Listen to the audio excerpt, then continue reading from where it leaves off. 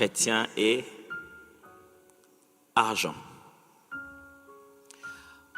Par constat, ce constat n'est pas l'objet des statistiques de qui que ce soit. Je n'ai pas fait vérifier ça scientifiquement, mais par constat d'expérience pastorale et par les conversations que j'ai eues avec d'autres pasteurs aussi, de manière assez générale, il y a plusieurs raisons pour lesquelles les gens viennent à l'église. Même quand je lis des articles scientifiques qui essayent de parler, de constater et même quelquefois de critiquer la multiplication des églises au Congo, dans la ville de Kinshasa, on donne toujours un certain nombre de raisons qui poussent les gens à venir à l'église, même si pour eux c'est devenu même la cause pour laquelle les gens font les églises.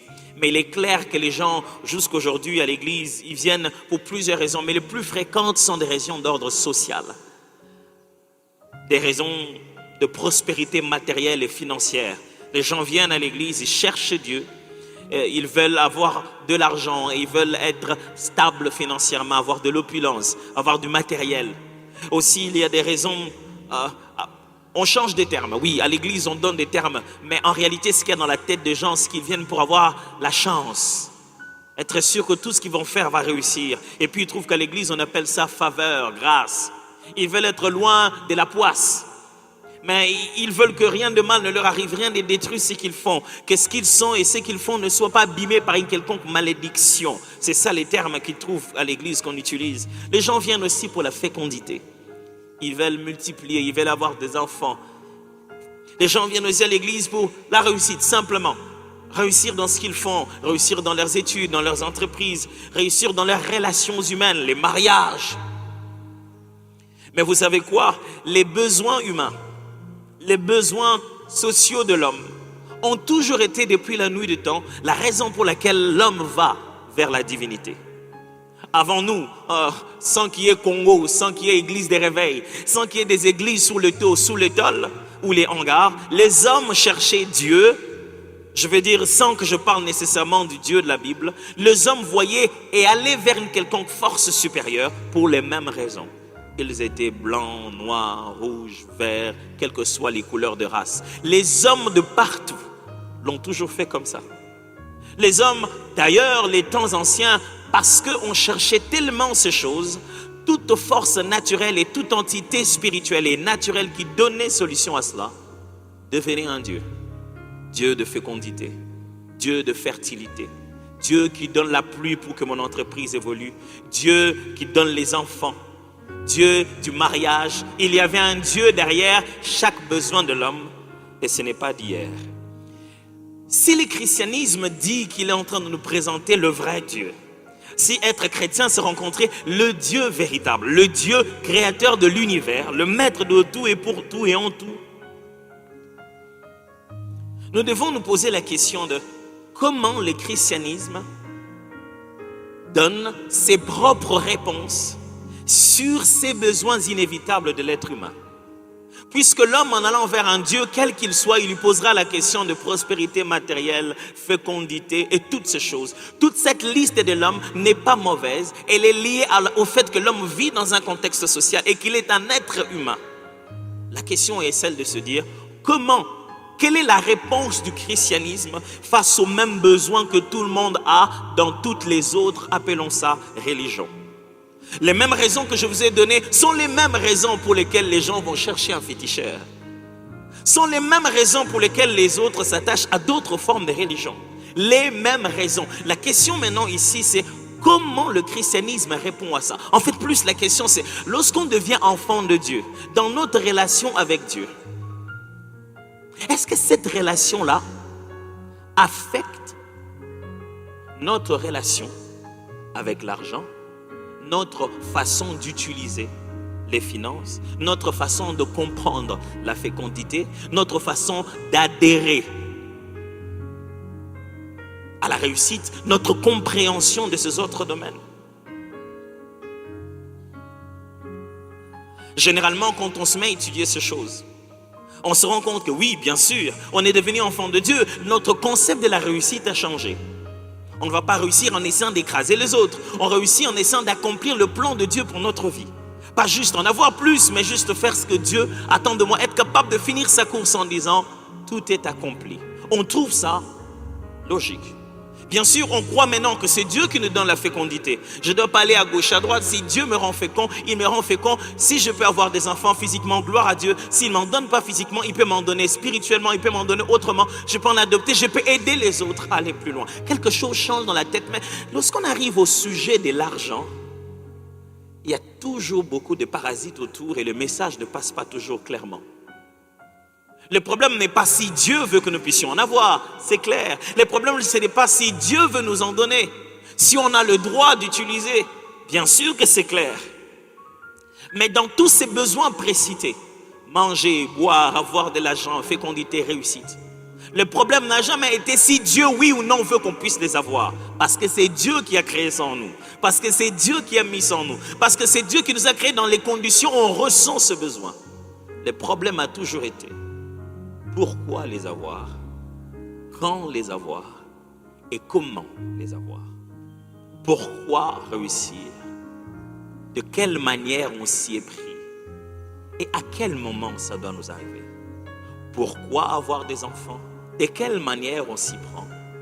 Et à quel moment de la vie ça doit nous arriver? Pourquoi avoir de l'argent? De quelle manière l'avoir? Et à quel moment de la vie cela va-t-il nous arriver? C'est généralement comme ça que le christianisme présente son sujet. Mais pourquoi pendant ces temps, je devrais essayer de mélanger ces deux mots? Pourquoi je veux prendre un risque comme celui-là? Ça fait bien, tout le monde vient à l'église. On est vu comme une église sérieuse. Pourquoi je prends les risques de mélanger deux mots qui, lorsque vous les mélangez, donnent comme résultat église moins sérieuse, pasteur mal intentionné? Ce n'est pas moi qui les mélange, c'est Jésus qui les mélange, la Bible les mélange. Et il serait mieux qu'on sache comment la Bible mélange cela. Sinon, on va se faire arnaquer inutilement. Pour quelle raison je vais donner cet enseignement? Premièrement, c'est pour clarifier les relations qu'un chrétien doit avoir avec l'argent. Il faut que ça devienne un peu clair. Parce que qu'on se le dise, même quand on ne veut pas qu'on parle de l'argent, on ne veut pas qu'on explique notre relation avec ça. Je ne parle pas ici d'abord de donner des choses à l'église. Ce n'est pas de ça que j'essaie de parler. Je suis en train de vous dire ce qu'il y a dans le cœur de Dieu par rapport aux ressources qu'il nous donne. Même quand on ne veut pas toucher le sujet, c'est rempli dans nos sujets de prière. Quand on ferme les yeux, on dit on va prier tous le jeudi, on passe 2 heures de prière et c'est plein de ça. On ne veut pas en entendre parler, mais on veut bien en parler à Dieu. Pourquoi ne pas savoir qu'est-ce qu'il pense pour que lorsqu'on converse sur ce sujet, je sois sûr de ce qu'on est en train de dire ensemble? Clarifier les relations qu'un chrétien doit avoir avec l'argent. Deuxièmement, encourager chacun à craindre Dieu avec ses finances.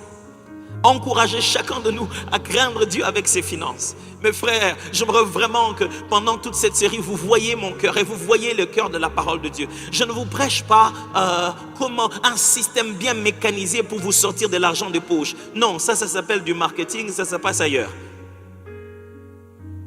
Ce que je suis en train de vous prêcher, c'est le cœur de Dieu qui est mal à l'aise. Le cœur de Dieu souffre sur la manière dont nous gérons les ressources qu'il nous a données. Frère, l'être humain est venu sur la terre avec une description des charges. Nous avons un cahier des charges, une description de tâches. Dieu nous a donné des responsabilités. Et parmi ces responsabilités, il n'y a pas que nos enfants. Il y a la gestion de ressources qu'il nous a données.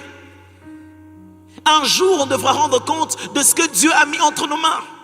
Autant on rendra compte de nos talents, de nos capacités, autant on rendra compte de ce qu'il nous a demandé de féconder, de multiplier, de gérer, de protéger. Et la plupart des fois, les gens viennent à l'église avec un cœur lourd en faisant toutes sortes de sujets de prière. Non pas que Dieu n'a pas béni, mais ils ont mal géré de ce que Dieu a béni. Troisièmement, c'est montrer notre responsabilité d'intendant des richesses que Dieu nous donne. Nous avons une responsabilité face aux ressources qu'on reçoit. Mon frère, tu as une responsabilité de ta grosse Jeep, tu en as. Ma soeur, tu as une responsabilité de ton corps, de ta beauté, tu en as. Autant nous avons une responsabilité de chaque moyen qui passe entre nos mains. Dieu travaille, bénit. Est-ce que vous savez que quand Dieu fait une promesse à quelqu'un qui va le bénir, c'est-à-dire qu'il va le prendre entre les mains de quelqu'un d'autre qui va lui donner? Est-ce que vous savez que quand Dieu dit « je veux te faire du bien, je veux te bénir », c'est-à-dire que quelqu'un d'autre va être l'instrument par lequel cette chose va t'arriver? Et quand Dieu s'assoit et dit « je vais utiliser mes enfants pour accomplir mes promesses autour d'eux », Il leur dit, donnez-moi ce que je vous avais donné. Et tout le monde se dit, Seigneur, quoi? Tu parles de quoi?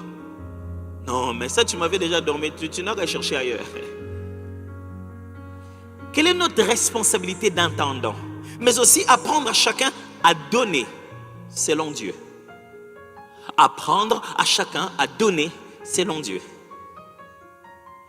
Il y a quelques dimanches passés, je vous ai posé cette question. Combien de fois vous pensez que je parle de donner dans cette église? Et je me souviens ces dimanches, j'ai fait une proposition de 2 fois à l'année, 3 fois, 4 fois à l'an. J'ai eu des réponses qui tâtonnaient. Et je vous ai répondu en disant que je parle chaque dimanche de donner dans cette église. Chaque dimanche. Mais seulement parce que dans votre tête, le mot donner veut dire prendre de l'argent pour donner. L'évangile du Christ est essentiellement basé sur ce mot-là. Donner, je vais vous le démontrer tout à l'heure. Et donner ne signifie pas de l'argent d'abord. Non, l'argent n'est même pas la priorité de ce verbe-là. Tout le jour quand vous venez, je vous apprends à donner votre vie au Seigneur, à donner de l'amour autour de nous, à donner du temps dans la présence de Dieu. C'est tout le temps question de donner.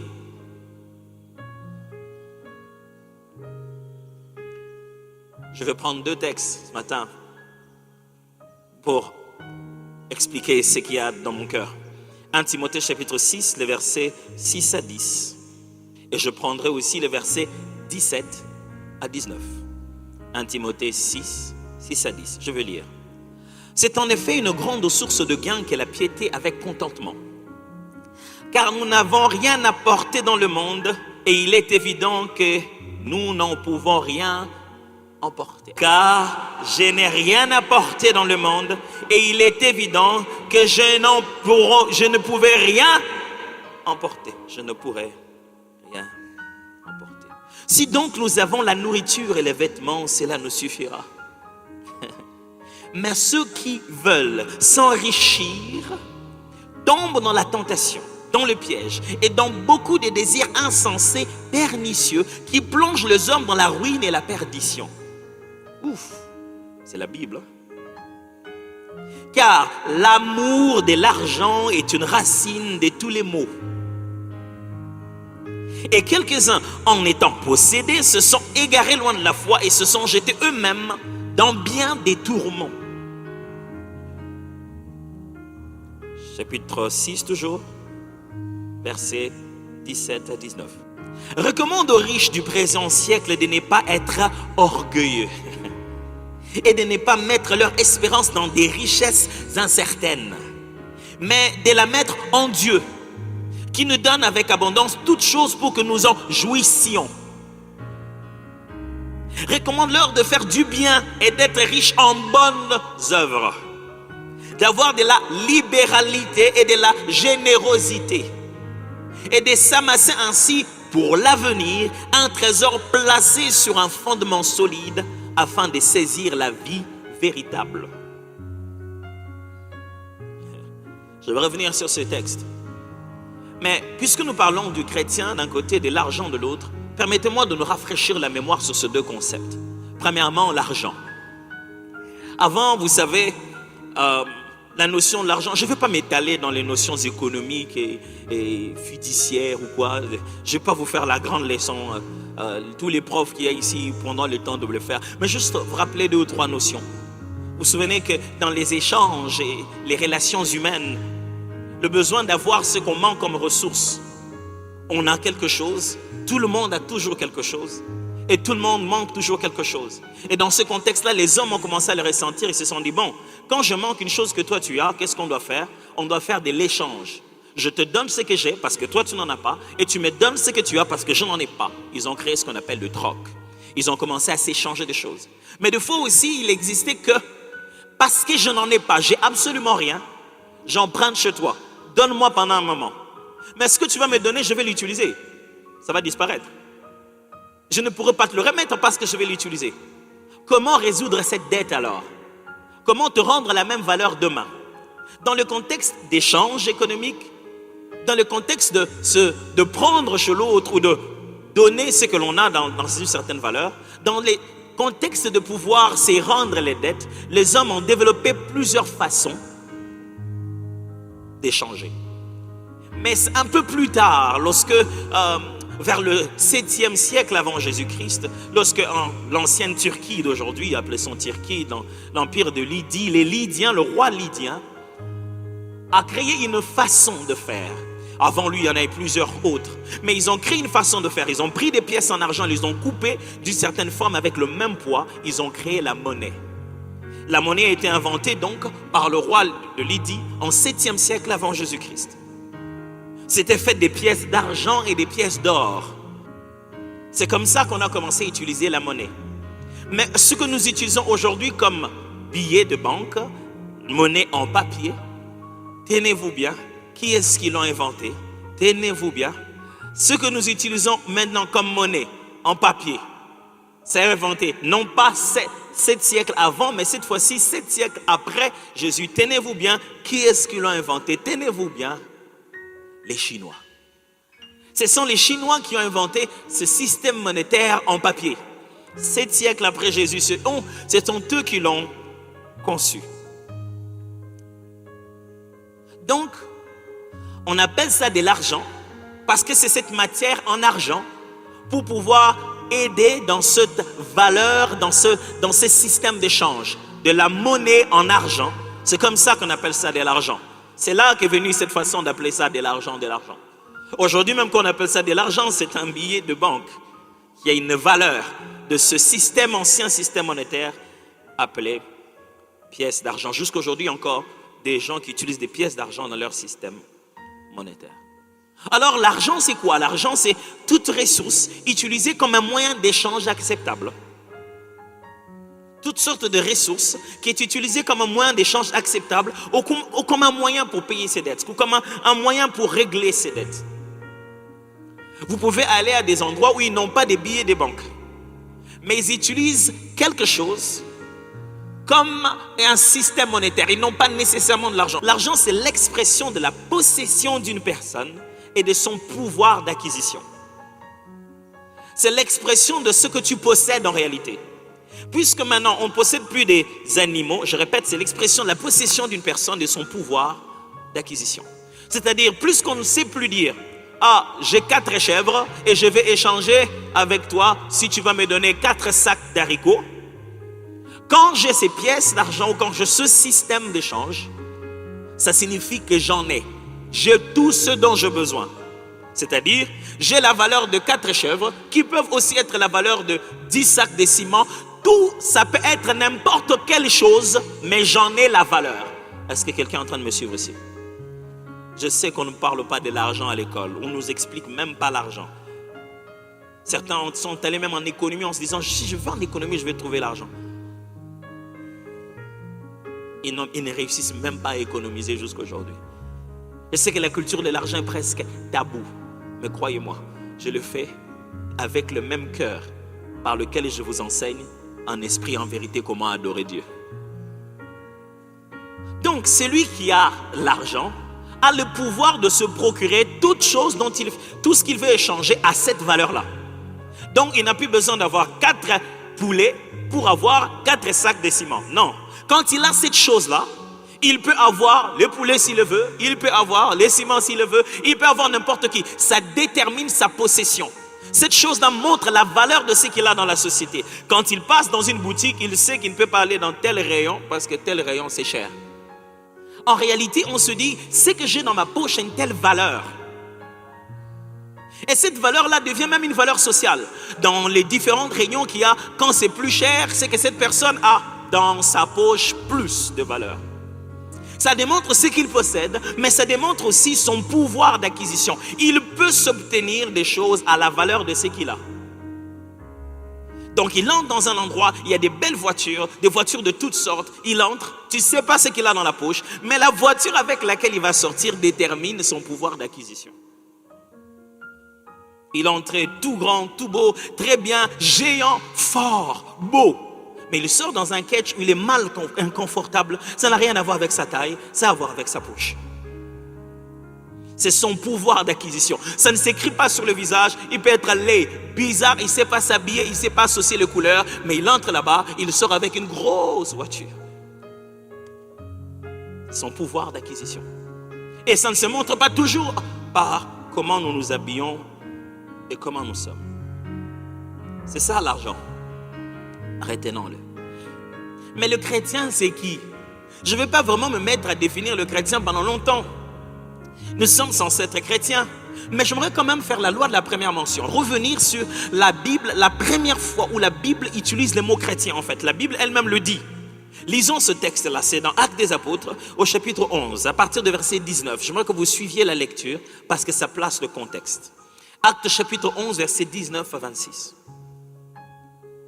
Ceux qui avaient été dispersés par la persécution survenue à l'occasion d'Étienne allèrent jusqu'en Phénicie, dans l'île de Chypre et à Antioche, annonçant la parole seulement aux Juifs.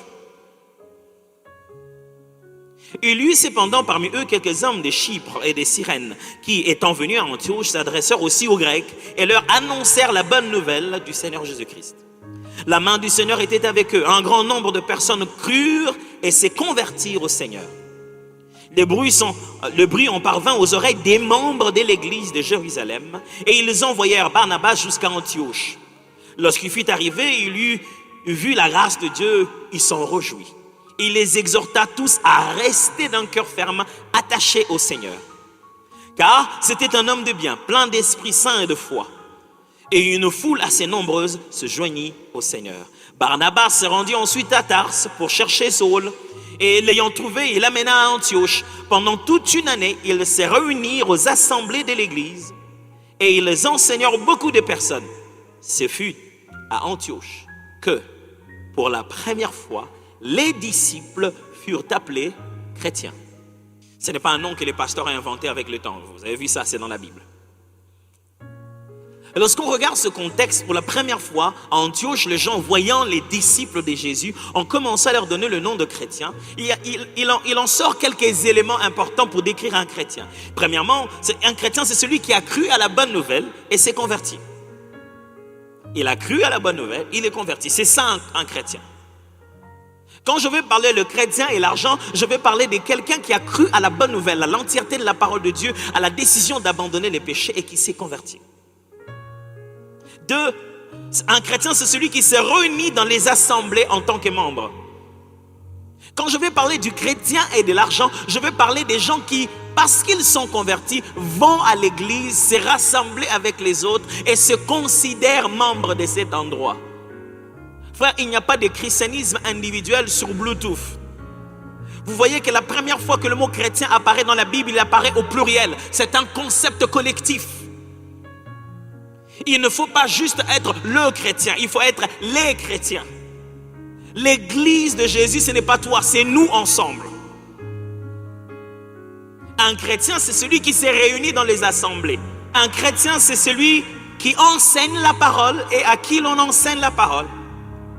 Regardez ça dans les textes tout à l'heure, vous avez vu. Celui qu'on appelle chrétien, c'est celui à qui on enseigne la parole et qui enseigne la parole. Frère, être chrétien, c'est recevoir les Écritures et partager la parole aux autres. Quatrièmement, chrétien, c'est celui qui est disciple de Jésus-Christ. On a dit, c'est la première fois qu'on a appelé les disciples de Jésus-Christ chrétiens. Chrétien, ce n'est pas celui qui fréquente un temple dans une église, c'est celui qui a cru à la parole, qui s'est converti, qui est devenu disciple de Jésus, qui s'est réuni dans les assemblées avec les autres, qui enseigne la parole et à qui l'on enseigne aussi pour grandir. C'est ça, un chrétien. J'aimerais quand même vous dire cette petite chose.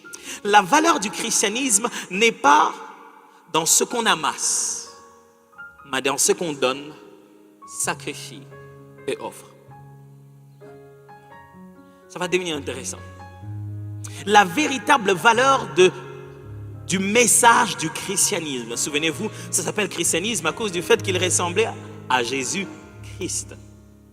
La continuité du message, le sens du message de Jésus, être chrétien ne se manifeste pas par rapport à ce que l'on amasse, ce que l'on obtient, combien on en a. Être chrétien, ce n'est pas faire la prière de Seigneur, l'or et l'argent t'appartiennent. Comment moi je peux être comme ça? On ne te reconnaît pas chrétien à cause de combien tu as. Le christianisme est basé sur la reconnaissance de combien tu donnes, combien tu te sacrifies, combien tu offres. Je ne l'invente pas, mes frères. Je ne les mets pas sur pied pour vous préparer à donner des offrandes. Non, pas du tout. Christ, c'est ça Jésus. Il est venu sur la terre vivre 33 ans. Il s'est préparé à une seule chose. De tous les temps, il était là. Il disait, le Fils de l'homme n'a ni même une tanière où dormir. Aucun endroit. Mais c'est lui qui donne la guérison, qui donne la paix, qui donne les paroles de consolation jusqu'à donner sa vie. Ok. Vous ne me croirez pas si on ne lit pas. En Jean chapitre 3, verset 14 à 19, je vais lire d'abord la version seconde. Nous savons que nous sommes passés de la mort à la vie. Et vous savez qu'aucun meurtrier n'a la vie éternelle demeurant en lui.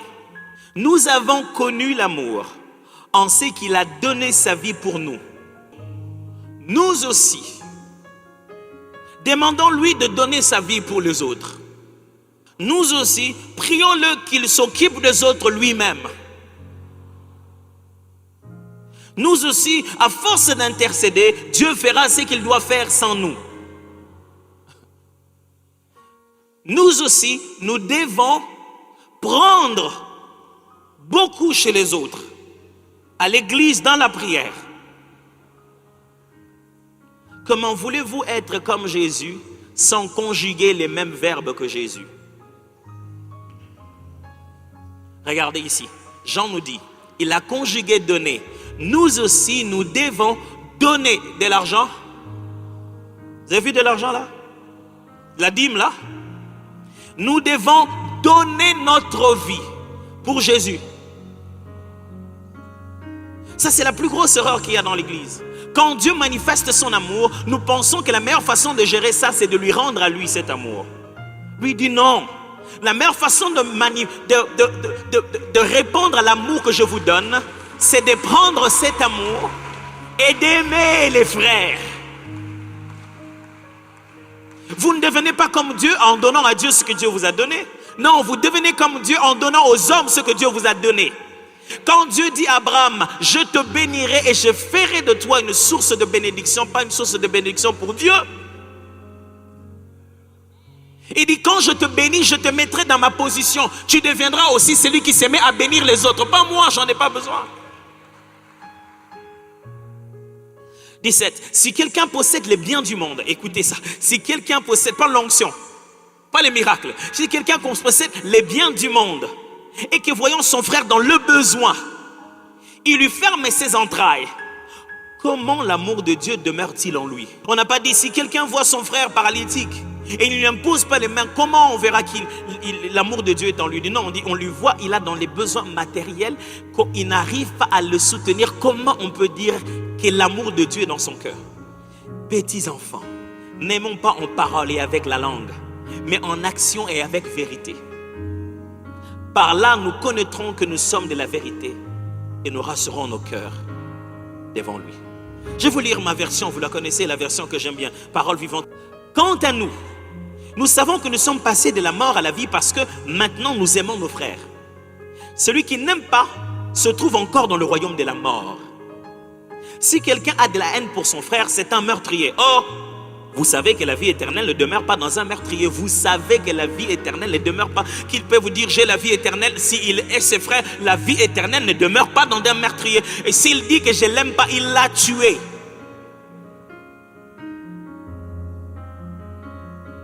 Même s'il change de terme à côté, Angate, Simbarate. Non, c'est quand tu hais quelqu'un, tu l'as tué. Nous avons appris à connaître ce qu'est le véritable amour par celui qui a offert sa vie pour nous. C'est pourquoi nous devons, j'aime bien ça, nous devons nous aussi engager notre vie pour le bien de nos frères.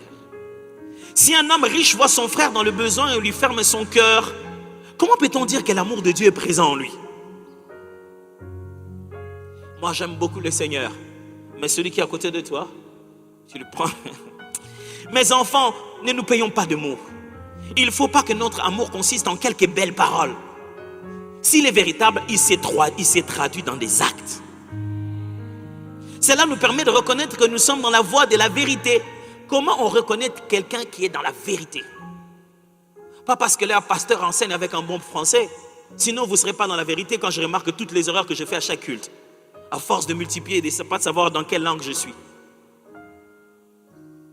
On reconnaît que quelqu'un est dans la vérité, pas parce qu'il parle en langue au bureau,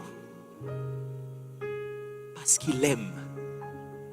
Il aime les gens autour de lui. Cela nous permet de reconnaître que nous sommes dans la voie de la vérité et nous pourrons nous sentir rassurés en présence de Dieu, même si notre cœur nous fait la reproche. Est-ce que vous avez constaté ça? Le véritable christianisme n'est pas dans combien on amasse, mais combien on donne. Frère, j'aimerais que ça change dans nos cœurs, frère. Le cœur de Dieu est mal parce qu'il s'est dit, on vient à l'église pour amasser. Or, lui, il nous donne pour donner. Je vous l'ai déjà dit ici, la meilleure façon d'enseigner le donner dans l'église, ce n'est pas donner, vous allez recevoir. Donner, vous allez recevoir. Je parlerai de ce texte-là parce que 2 fois, il est très mal interprété. La leçon que Dieu veut nous donner, ce n'est pas recevoir. La leçon que Dieu veut nous donner, c'est donner. Dieu ne nous apprend pas à recevoir, il nous apprend à donner. Dans la vie, dans l'église, selon la Bible, on ne donne pas pour recevoir. On donne parce qu'on a reçu. Ce que tu donnes, tu l'as reçu au point de départ. Comment tu vas donner? Ça vient d'où? Si tu veux être chrétien, sois-le totalement. Offre toute ta vie à Dieu et pour les autres. Si tu veux être chrétien, sois-le totalement. Ne sois pas chrétien en prière. Ne sois pas chrétien en jeûne. Ne sois pas chrétien en avancé. Ne sois pas chrétien en beaucoup prier pour lui. Ne sois pas chrétien en le faire rire, l'aimer. Non. Si tu es chrétien, sois-le totalement. Totalement veut dire totalement. Jusqu'à quand tu deviendras chrétien financièrement? Parce que tu es devenu chrétien dans ta santé, chrétien dans tes entreprises, chrétien dans tes relations. Mais il y a quelque chose de ton christianisme qui n'arrive pas à entrer dans ta gestion de tes ressources. Dilapider les biens sans tenir compte de ses enfants et de sa postérité, ce n'est pas être chrétien. Mal gérer les ressources que Dieu t'a données. Parce que quand tu en as eu 20 000, tu as voulu faire la folie des grandeurs. Ce n'est pas être chrétien. La maturité spirituelle d'une personne se manifeste dans sa capacité à gérer les ressources. Je vous enseignerai Matthieu chapitre 25. Le contexte dans lequel la Bible dit bon et fidèle serviteur n'est pas un contexte d'évangéliser, c'est un contexte de gérer de l'argent. Qui vous a dit que quand vous gérez mal de l'argent, vous ne commettez pas un péché? Qui vous a dit que c'est péché que quand vous gérez mal vos enfants? Toute mauvaise gestion de ressources est un manquement à la description des tâches de l'homme sur la terre.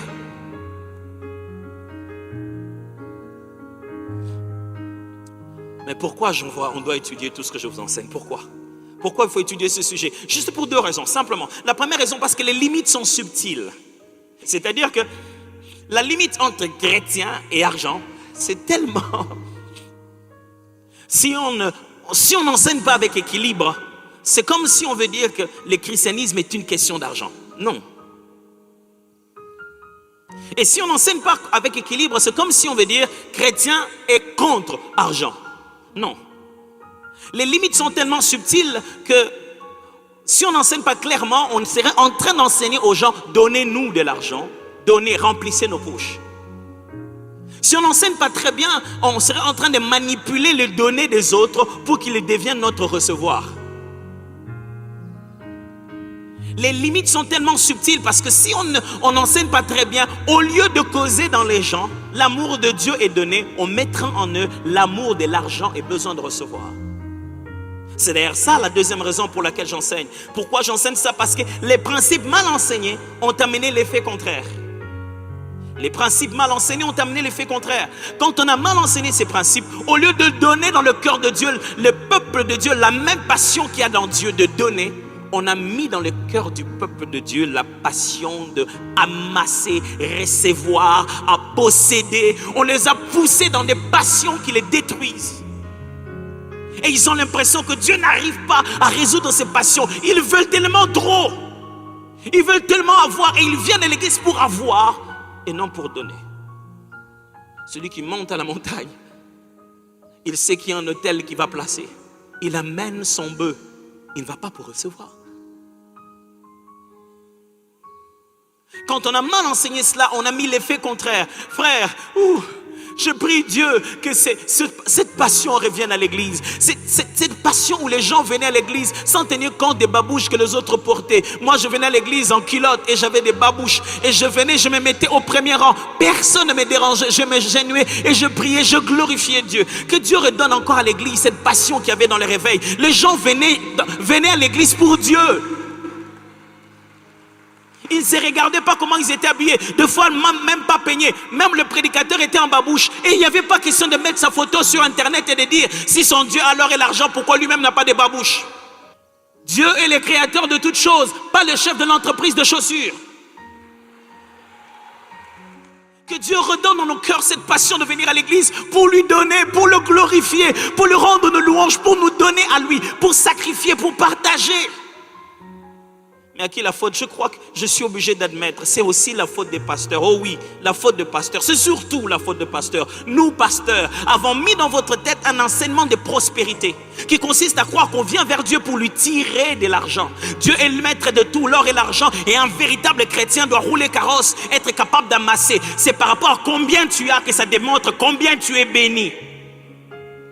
On a mis alors dans le cœur des gens le besoin de venir chercher, même quand ils amènent leurs offrandes vers le panier, ce n'est pas pour donner, c'est un système par lequel ils passent pour recevoir.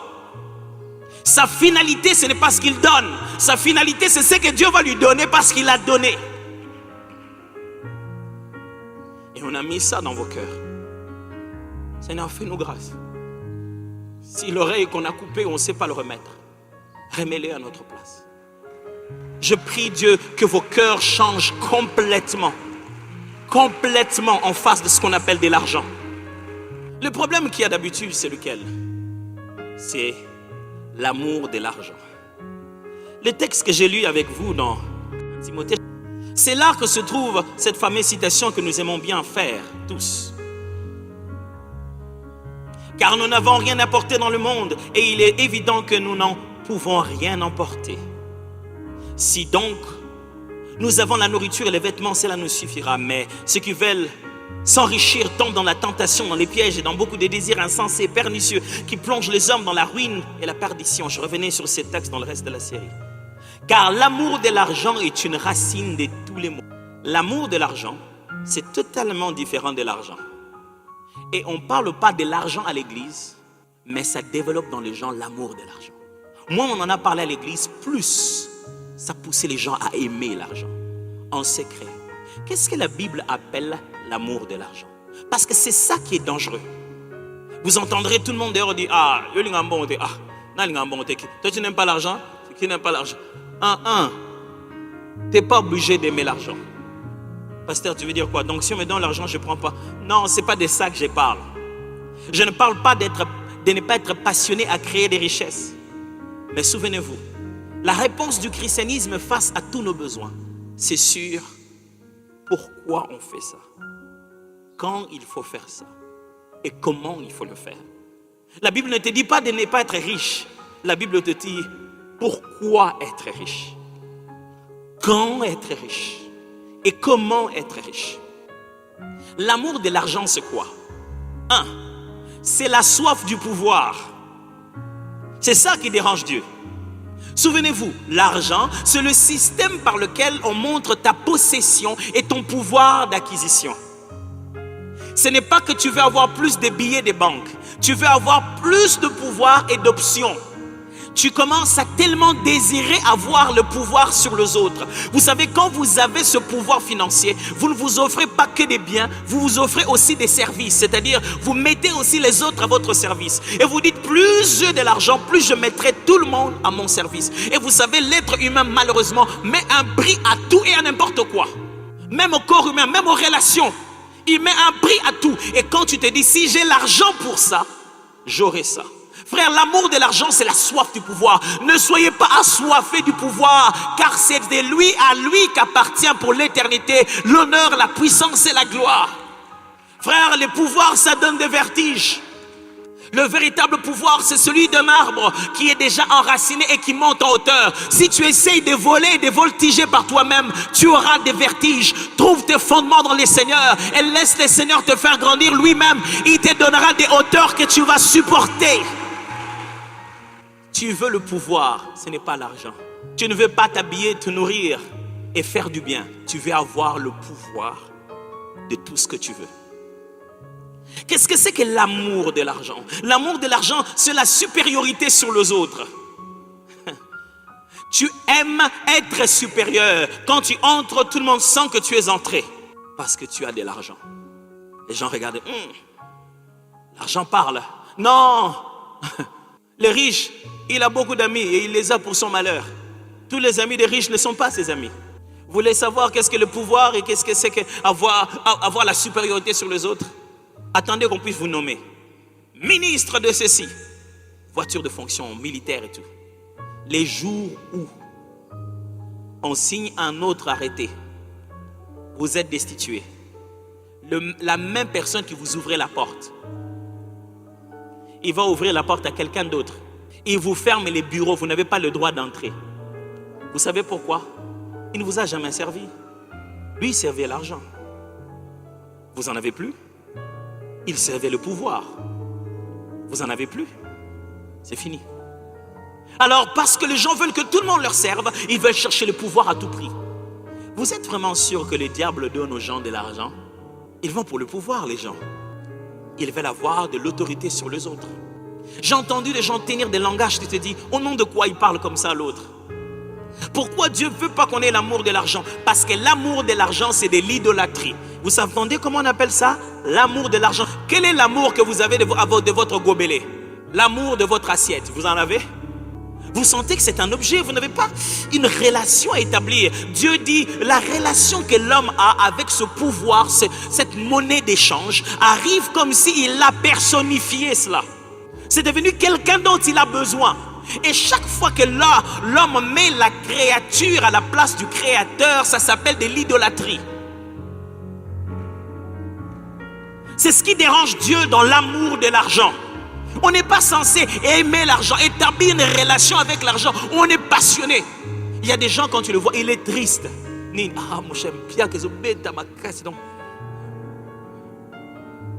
Comment les gens faisaient quand l'argent n'existait pas?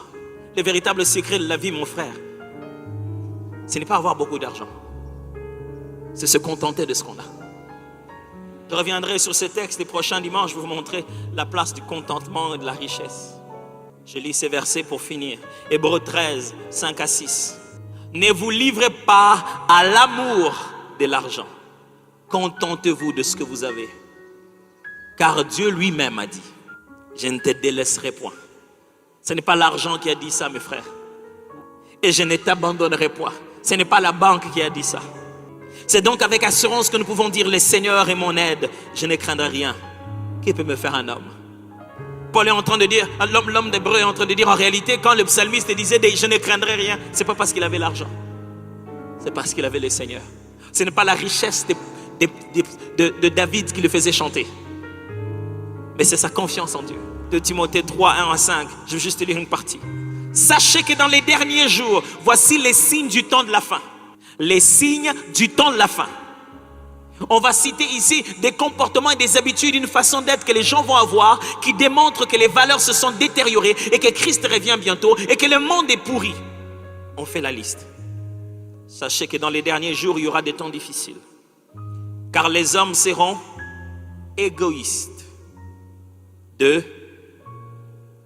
Pas riches. C'est pas la richesse. Amis de l'argent. Amis, amour de l'argent. Je vais vous laisser avec ces deux affirmations.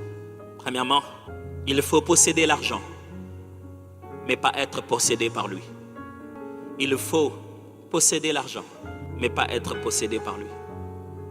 Mes frères, ce que j'essaie de vous dire ici, Dieu nous a créés pour que nous possédions de l'argent. Et je vous encourage. Mais il n'a pas créé pour être possédé par l'argent. Et j'expliquerai ça. 2. Notre relation avec l'argent est question de 3 choses. Et c'est sur ça que je vais élaborer les autres fois ici. Je vais revenir le dimanche prochain, on va continuer ce sujet. Notre relation avec l'argent est question de 3 choses. Attitude, altitude et habitude. Et je vais expliquer ça. Le proverbe 30, 7 à 9 dit, je te demande 2 choses, ne me le refuse pas. avant que je meure. Éloigne de moi la fausseté et la parole mensongère. Ne me donne ni pauvreté, ni richesse. Accorde-moi le pain qui m'est nécessaire. De peur que dans l'abondance, je te réunis et ne dise qui est l'Éternel. Ou que dans la pauvreté, je ne dérobe et ne m'attaque au nom de mon Dieu. Qu'est-ce que tu demandes à Dieu aujourd'hui entre toi et l'argent? J'aimerais te proposer de faire cette prière. Père, je veux posséder l'argent, mais pas être possédé par lui. Prions.